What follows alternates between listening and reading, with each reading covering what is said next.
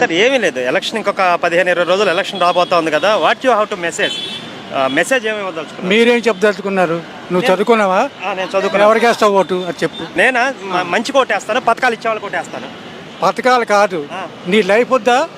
నువ్వు బ్రతకొద్దా? అంటే ఈ రోజు సెల్ఫ్ చూసుకుంటున్నాను సార్. నేను భవిష్యత్తు నాకేం చస్తావు రేపొద్దు. నీ పిల్లలు దేశాన్ని ఎవరు ఉద్ధరిస్తారు? దేశం గురించి నాకేం సార్. ముందు నాకు నా పిల్లలు చదువుకోవడానికి డబ్బులు ఇస్తే చాలు కదా. ఎవరు ఇస్తారు? సరిపోతా? జగన్ అన్న ఇస్తున్నాడు కదా.